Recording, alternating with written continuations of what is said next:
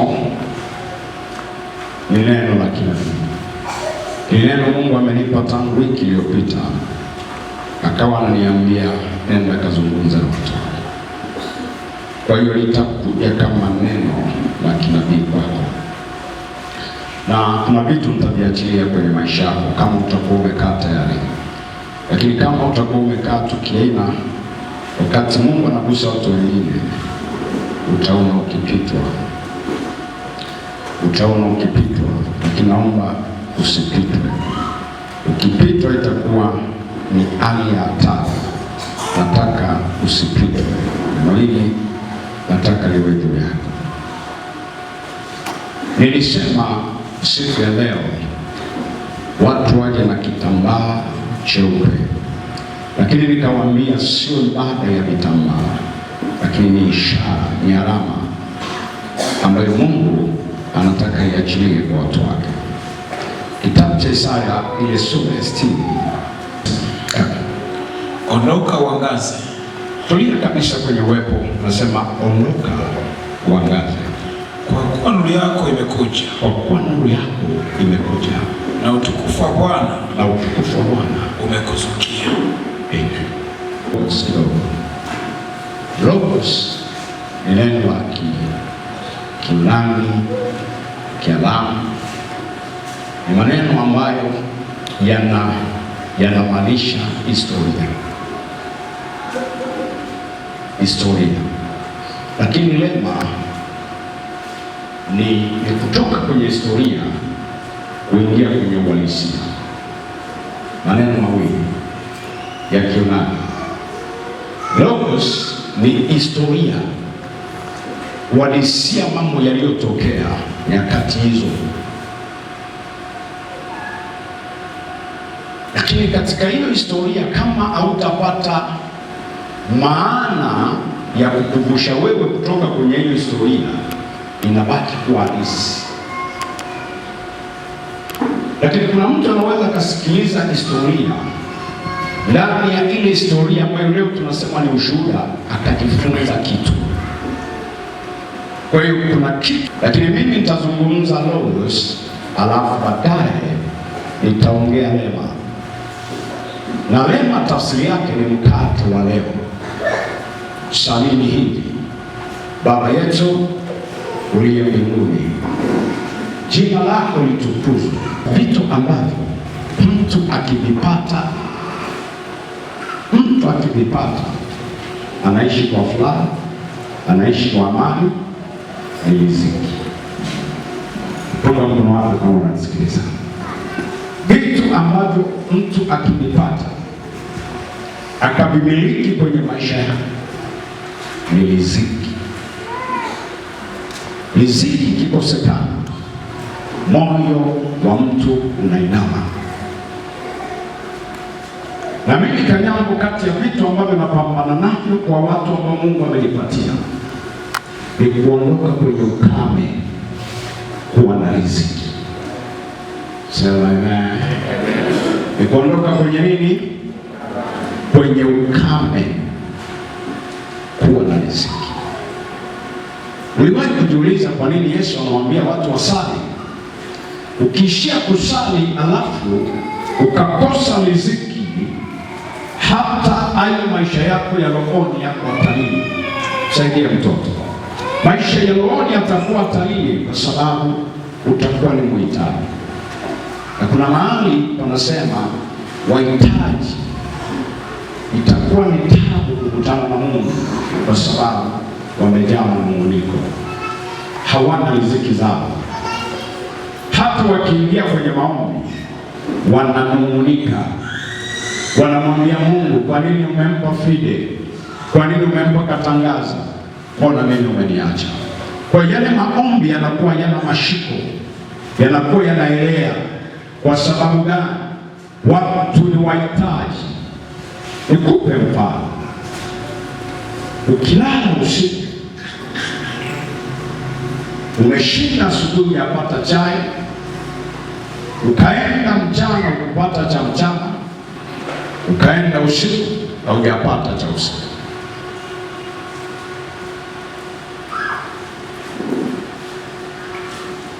Ikafika asubuhi, huyu akanywa chai, akala cha mchana, akala na cha usiku. Ikifika asubuhi, mkaambia wote, nenda mkaombe. Ukikaa hapa unasikiliza maombi yao, utaona maajabu sana. Yule ambaye kupata kitu atakuwa anaomba, lakini ukisikiliza maombi, nyuma yake atakuwa yamebeba maombi. Baba, sikula. Baba, mbona sina mavazi? Baba, mbona sina kazi? Baba, mbona biashara yangu haiendi? Baba, mbona ndoa yangu? Baba, mbona kila kitu hakiende? Lakini yule atakuwa na maombi.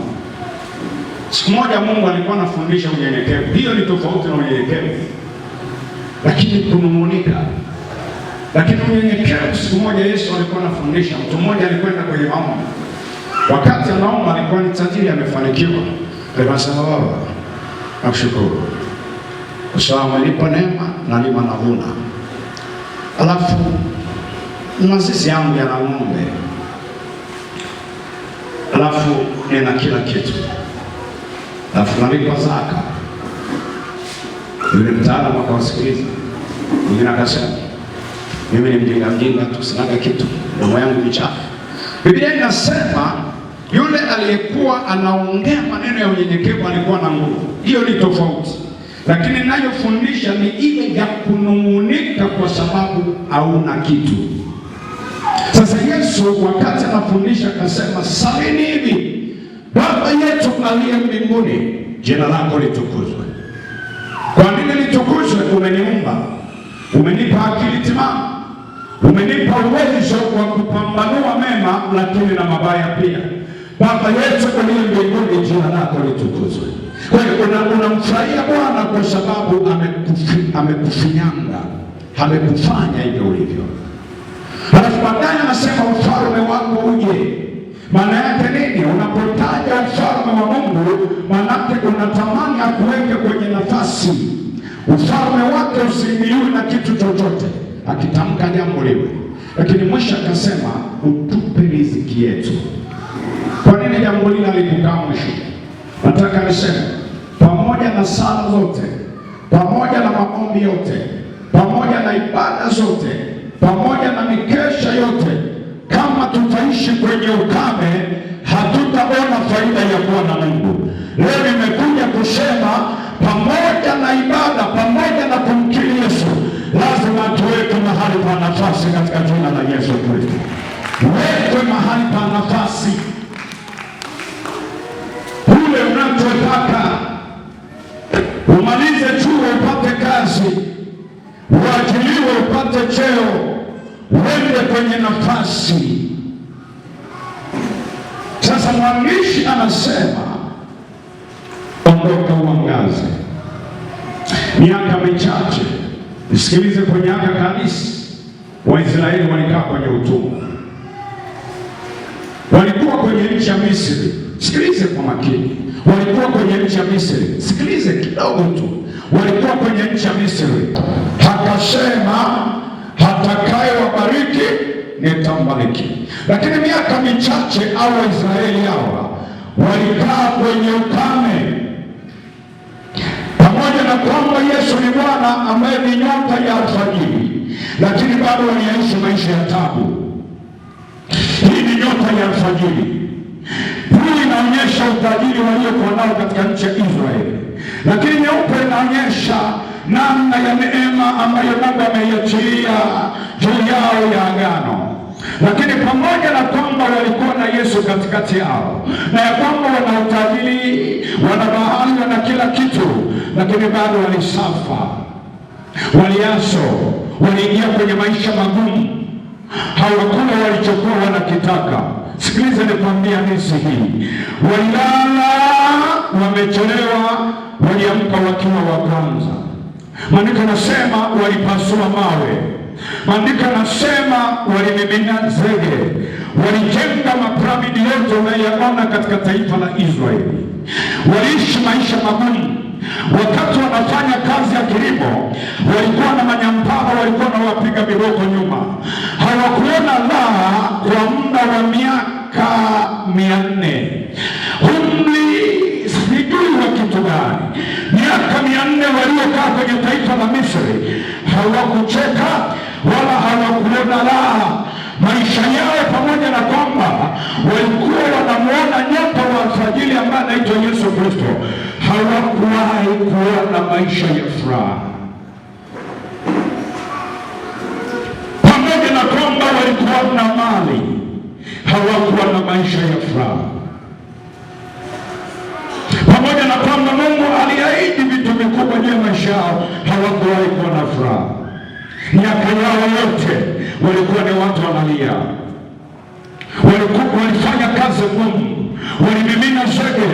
Leo ukiwa na watoto 6, ukimwambia mtoto mmoja osha vyombo, osha asubuhi, osha jioni, fagia uwanja, nenda kapike, akipika siku ya kwanza, siku ya pili na ya tatu anagoma. Kelele zinasikika kwenye masikio ya baba na mama ambao walipa majukumu. Kwa nini mimi peke yangu? Mbona kuna na huyu? Mbona kuna na huyu? Kwa nini msifanye? Miaka 400 watu wako kwenye utumwa, wanalia, hawaoni furaha ya maisha yao. Kama hujasoma Biblia vizuri ukatulia, huwezi ukawa shujaa kwenye mambo ya Mungu. Walilia miaka 400. Hakuna kuvaa nguo nzuri, walivaa nguo zile zile walizomimina nazo zege, ndizo walizolala nazo. Wakati macho yao yanataka kuleta usingizi, nisikilize, walisikia kipenga kwamba ni time ya kwenda kwenye kazi. Walikurupuka, walibeba ndoo za maji kwenda kumwagilizia matofali waliyofyatua jana.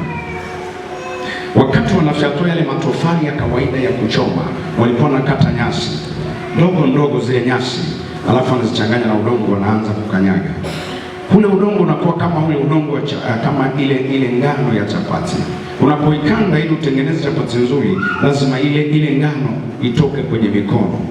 Unakanda unga mpaka mikono inakuwa myeupe kama umenawa, kumbe ulikuwa unacheza na unga. Wanasema unga wa chapati unaiva. Ule waliokuwa wanatumia kukanda tofali walikuwa na ukanyaga kwa miguu, unachanganyikana nyasi mpaka unaiva, wanakwenda kufyatua matofali. Ndio ilikuwa maisha yao miaka 400. Ulipofika mwaka wa 430 wakalia sana, wakagoma kwenda kazini. Walipogoma kwenda kazini, walichapwa bakora. Watu wa theology wanasema mpaka nyama yao ilikuwa inaonekana kuwa nyekundu kama shati langu, kwa sababu wamegoma kufanya kazi. Ule usiku wakalia. Walipolia, maandiko yanasema Bwana akasikia sauti yao, akasema, tumesikia kilio chao, twende tukawaokoe kwa sababu ya wasimamizi wao. Sikiliza nikwambie, ni jambo moja kukaa na Yesu, lakini ni jambo jingine kumiliki utajiri ulioko ndani ya Yesu. Nguvu ya Farao iliyokuwa imewashikilia kuwaingiza kwenye utumwa haijawahi kuchoka mpaka leo. Ndio maana unaweza ukaona watu wako kwa Yesu lakini wanaaswa. Unafika Siloamu pale the Magic, unakuta watu wamepaki magari mpaka mengine majina yake yalikuwa hujawahi kuyasikia, lakini ukisoma kwenye kiuno cha gari unaona ni toleo jipya, lakini jamaa yuko the Magic. Ukitembea tu ukatega sikio vizuri, ukayatembelea makanisa ya Mungu, unakuta kule watu wananena kwa lugha. Kama kuna watu walioingia na magari, basi ni 8, ni 10, ni 20. Kama kanisa na watu 1000 walio na magari ni 8. Wengine wanategeshea ibada imeisha, wanakaa karibu na njia inayopenda kwenda nyumbani, wapige mkono wapewe lift kurudishwa walikotoka. Na ndio maana watumishi wengine wamekwenda mbali zaidi, wanaweka mabasi ya kuwachukua walala wanaosali makanisani kwao. Lakini wana Yesu, lakini wana utajiri. Niache Israeli nikulete Tanzania, niletee hiyo bendera. Hapa panawakilisha nini? Bahari. Panawakilisha nini hapa? Panawakilisha nini? Bahari. Kwenye bahari kuna nini? Hapa panawakilisha nini? Madini. Panawakilisha nini? Madini. Hapa panawakilisha nini? Rangi yetu sisi. Rangi yetu sisi wa Afrika. Panawakilisha rangi yetu wa Afrika. Panawakilisha nini? Rangi ya sisi wa Afrika. Panawakilisha nini? Rangi yetu sisi wa Afrika au wa Tanzania. Panawakilisha wewe Mungu, si ndio? Hapa panawakilisha nini? Mali asili. Mali asili. Panawakilisha nini? Mali asili. Watu wasi. Lakini hapa napata Mungu wakati ametengeneza hapa na hapa, akaweka na vivuli na kila kitu, watu wasi Tanzania, lakini akasema huyu mtu akae katikati ya Tanzania. Katikati ya Tanzania afanye nini? Afaidi watu wasi, lakini huko kwenye hali zile Mungu nimewekeza asiwe maskini. Naenda vizuri sana, asiwe maskini. Hii ni dhahabu. Mimi ndo nimejitahidi tu katikati yenu, nimevaa angalau gramu 3 ya ndoa, lakini hii haikutakiwa kuwa ni gumzo kwetu. Haikutakiwa kwamba upate kacheni ndio utembee kabisa na mama na mwetu kushona gauni eti mabega yanaanzia hapa yanashuka mpaka huku, kacheni ka gramu 3 na roho. Hii Mungu aliweka Watanzania waishi wamiliki, lakini siwani huku akaweka samaki. Unajua, mimi nazaliwa mkoa wa Kagera, huku ndani kuna sato, huku ndani kuna sangala, huku ndani kuna pelege, huku ndani kuna dagaa wabichi ambao hawana mchanga, huku ndani kuna baraa. Lakini nimeshuhudia Kagera watu wanaenda shambani, wanakata ndizi, wanaimenya, baada ya kumenya wanaweka kwenye sufuria, wanatokosa. Hata uoto wa asili wa ardhi wanashindwa kulima maharage, ni maskini. Anakula ndizi kama ilivyotoka kwenye nani, anachoifanyia ni kuitoa yale maganda na kuipika na kuitokosa. Ukimkuta anaila amekunja uso, lakini wakati anakunja uso, kuna mtu mahali ameenea sato 80,000 kiumili. Kuna mtu mahali amevaa dhahabu mikono yote, amepiga kidole cha kwanza, cha pili, cha tatu, cha nne. Nenda kamuulize Diamond atakwambia. Yaani amechakaa.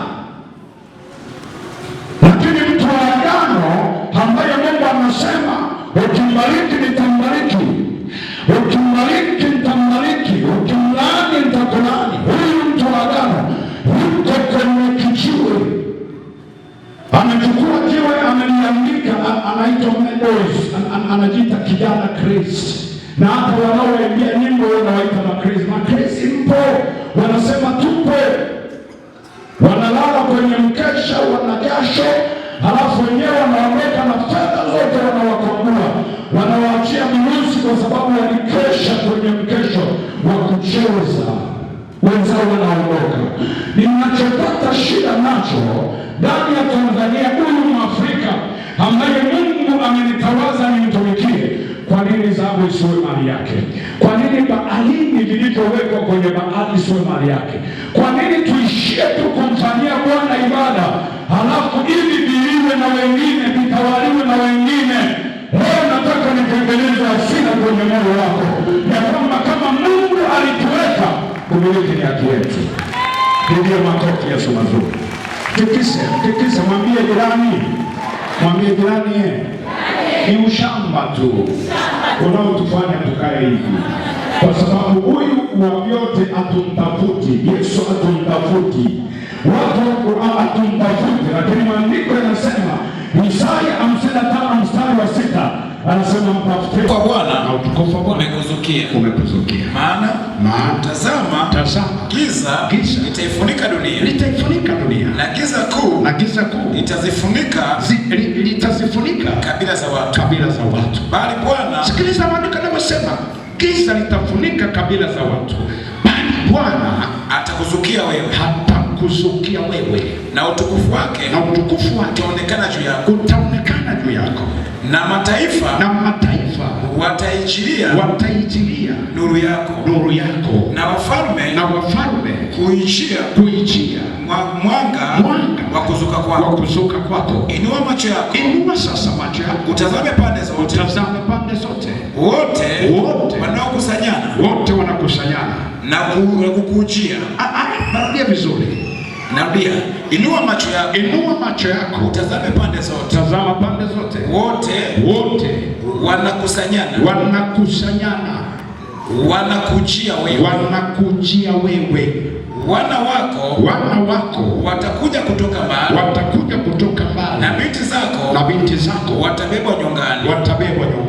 Ndipo utakapoona na kutiwa nuru, na moyo wako utatetemeka na kukunjuka.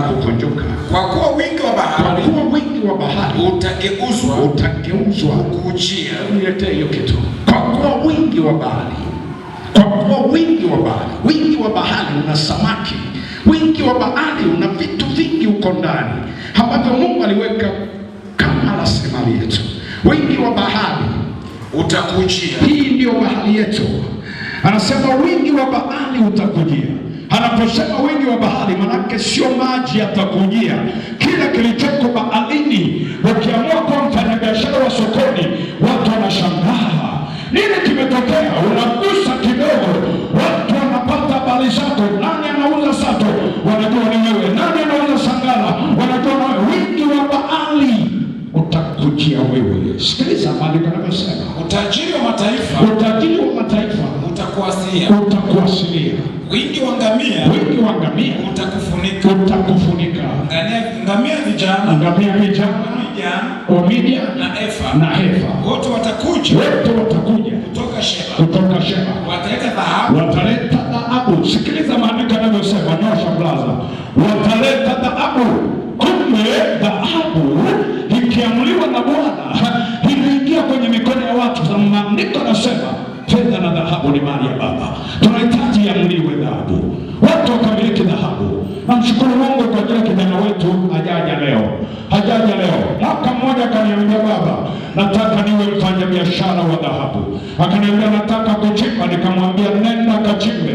Akaondoka akaenda kwenye mlima pale Mwime, akaenda kuchimba. Alipofika wakamwambia akunaga mtu aliwahi kuchimba dhahabu kwa kuombewa tu, lazima upige ramli, lazima ufanye hiki na kile, lazima ufanye hiki na kile, lazima ufanye hiki na kile, lazima ufanye hiki na kile. Akawaambia kwa mara ya kwanza mtashangaa kuona mlokole anapiga dhahabu. Mtashangaa kwa mara ya kwanza kumwona mtu anatumia maombi anapiga dhahabu. Wakamshangaa. Mwaka wa kwanza akachimba, mwaka wa pili akachimba. Kila anapochimba anakuja madhabahuni na ananiambia, baba, naomba ubariki kazi ya mikono yangu. Analeta udongo na utamkia, analeta udongo na utamkia, analeta udongo na utamkia. Anarudi anakwenda kuchimba. Akachimba mwaka wa kwanza, akachimba mwaka wa pili, akachimba mwaka wa tatu, kwenda mwaka wa nne. Wale waliokuwa wanasimamia shina lake wakampigia shina, alikuwa amelala nyumba. Meneja wake na bamsa wake wakamwambia, sikiliza habari njema, shimo lako watu walioko chini wameshapiga, wamepasua mwamba wote umejaa dhahabu. Mwanaume alikuwa amevaa bukta, akainuka usiku akapiga alama ya msalaba, akamshukuru Mungu, akamwambia Mungu nakushukuru kwa sababu neno lako limetimia ya kwamba fedha na dhahabu ni mali yako. Akainuka akaenda kwenye shimo, akaanza kutoa mawe ya dhahabu. Alipoyaweka juu, mfuko mmoja alikuwa anauza milioni 1.5, akauza mifuko zaidi ya 100 na kitu. Ndiye amefanya jambo la kihistoria aliyekwenda kujenga nyumba yangu unayoiona. Aliporudi akasema, baba, unataka nikufanyie nini? Nikamwambia unachotaka kufanya. Akaja na tenta, akaja na marumaru, akaja na rangi, akaja na vioo, akaja na kila kitu.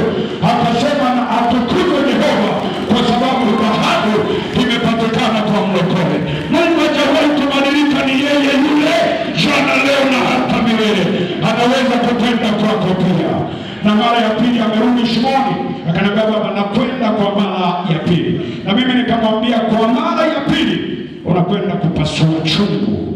Anasema dhahabu itakujia wewe. Amen. Wataleta dhahabu na uvumba na kuzitangaza sifa za Bwana.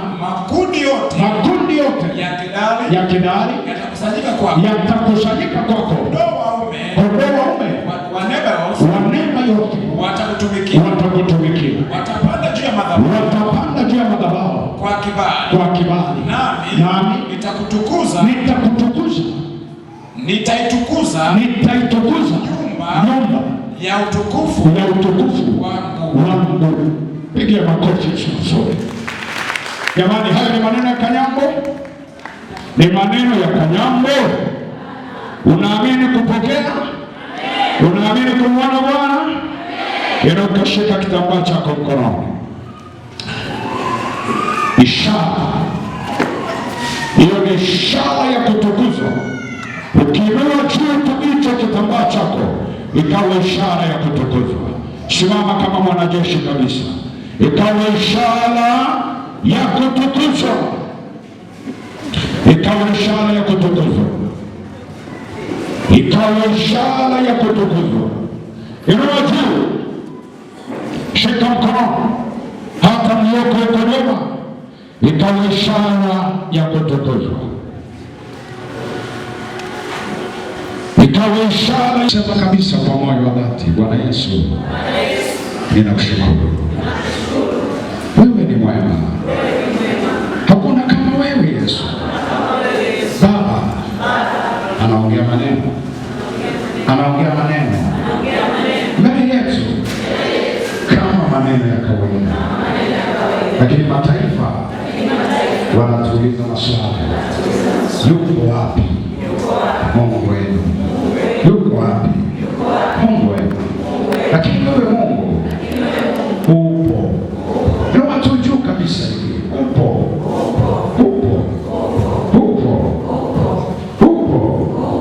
Lakini umesema mtajua kweli, na hiyo kweli itawaweka huru. Leo tunaweka huru ya kwamba sisi sio watumwa, na Waisraeli walipojua sio watumwa walilia. Ule usiku walilia, wakasema tumechoka. Mbona watu wamseme tumechoka? Ule usiku walipaza sauti zao, walisema tumechoka.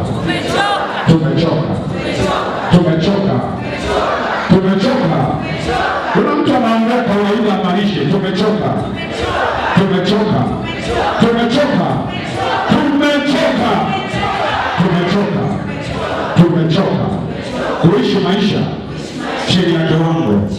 kuishi maisha chini ya kiwango. Wakati tunalia, wako watu wanajengea nyumba wanawake ambao sio wake zao. Wakati tunalia, wako watu wananunulia magari wanawake ambao sio wake zao. Wakati sisi tunalia, kuna watu wanaoga makahaba.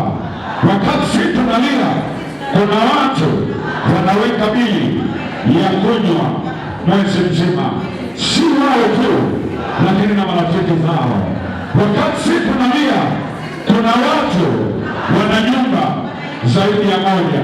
Wakati tunalia, hatujalipa kodi, kuna watu wanajenga ghorofa. Wakati tunalia ya kwamba hatuna kazi, kuna watu wanapanda vyeo. Wakati tunalia ya kwamba hatuna biashara, ongea kwa kumaanisha.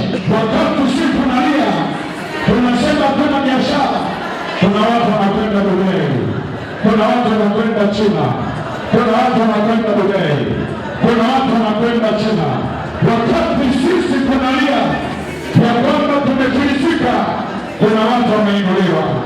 Watu wana akaunti zaidi ya benki moja, zaidi ya benki moja, na hizo akaunti zina fedha. Baba, tumechoka, tunaungana na mtumishi wako, tunapoinua kitambaa ni ishara ya nuru, na unasema nuru inang'aa gizani, wala giza halikuiweza. Mtu akiwa anatembea gizani, huwa anachukua tochi kwa maisha mwilini, anachukua tochi, anamulikia njia yake. Na mimi leo nainua tu, ikiwa ni ishara ya mwanga huu, kama ulivyosema mtu aloshi. Baba, nakushukuru kwa ajili ya watu hawa, wabariki katika jina la Yesu. Nawatamkia kustawi, nawatamkia kuongezeka, nawatamkia kustawi, nawatamkia kuongezeka, nawatamkia kustawi, nawatamkia kuongezeka. Wakati unafuta mara ya kwanza na mara ya tatu, anza kuona upya. Alafu napoona upya, jitambilie, anza kusema mimi sio yule ambaye watu walikuwa wanamuona wanadharau. Mimi sio huyo. Kuna kitu kitatokea mwanangu. Sasa hivi wakati nakwambia kuna jambo linatokea, utaanza kuona. Beba imani. Maandiko nasema imani inayataja sio kuwepo kana kwamba yapo. Wakati unafuta, utaanza kuona fursa, utaanza kuona vitu. Mungu ataanza kukuletea mataifa, watakushirikisha biashara, na watakapokushirikisha itakuwa ni time ya wewe kuinuka, maana watakuja na fedha zao,